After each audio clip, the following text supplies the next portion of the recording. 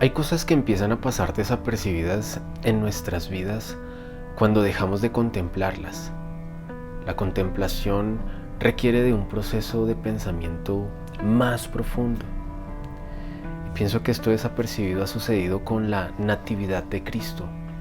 El mismo término Navidad significa nacimiento y es celebrada en particular por el hecho más importante de la historia humana: el nacimiento de Jesucristo. La gran mayoría conoce esta historia. El nombre Jesús no pasa desapercibido. Pero ¿se ha puesto a pensar el porqué de la encarnación? ¿Acaso Dios no pudo salvar a la humanidad de cualquier otra forma? ¿Por qué debía ser entonces como sucedió? Un hombre inocente muriendo por culpables. Algunos pueden responder que fue así para que conociéramos su amor y que a través de su sufrimiento nuestros corazones fueran estimulados e impulsados a amarle. Piensan que si nuestras emociones son tocadas, entonces nuestra voluntad será modificada. Pero ¿esto es cierto? Es ahí donde vemos películas que intentan mostrar esta cruenta realidad o descripciones demasiado detalladas para que logremos tener una idea de ese padecimiento. Pero nada de esto responde la pregunta del por qué fue necesaria esa encarnación. No creo que el objetivo de tan alto acto fuera el de mover nuestras emociones.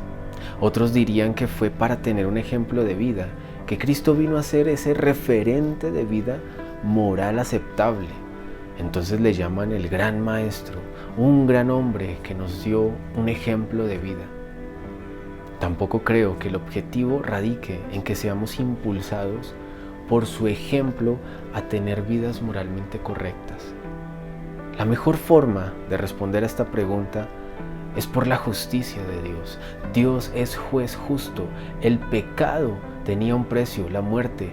El perdón de Dios no es ofrecido a los hombres sin tener esto en cuenta. Si fuera así, haría de Dios injusto, dando perdón impunemente. Pero un hombre común y corriente no podía pagar esto y salir bien librado. Tampoco lograba satisfacer la justicia perfecta de un Dios inmutable, eterno y santísimo. Quien ofendió a Dios fue la raza humana, pero ésta estaba absolutamente incapacitada de satisfacer aquella justicia. Es ahí donde la segunda persona de la Trinidad asume la naturaleza doliente. Es necesaria la encarnación para satisfacer la justicia de Dios. Y Jesús, no solo como hombre, sino como Dios, lo cumple. Por un lado, pagando el precio de la muerte, y por el otro, satisfaciendo la justicia divina que solo Dios podía pagar. Aunque fue un acto de amor, su objetivo fue satisfacer uno de los atributos de Dios, su justicia. Él no da por inocente al culpable. Se requería una víctima y usted y yo no podíamos pagar esta deuda. Era totalmente impagable. Necesitaríamos miles de vidas y ni aún así lo lograríamos. Esa víctima debía estar bajo la ira implacable de Dios. Su ira, como instrumento de su justicia, sería derramada sobre esta víctima. Cristo, como verdadero hombre, cumplió donde el primer hombre falló, y como verdadero Dios satisfizo la justicia de Dios. Ahora, si no estamos en Cristo, lo cual significa algo mucho más allá de simplemente tener una idea intelectual de quién es Él, de saber de su vida, de vivir una vida moralmente aceptable o aún de celebrar su nacimiento. Si no estamos en Cristo, somos culpables. La muerte de Cristo no es una obra que se aplica universalmente a todos sin esta gran distinción. ¿Está en Cristo o no? Estar en Cristo es ser objeto de su salvación y redención.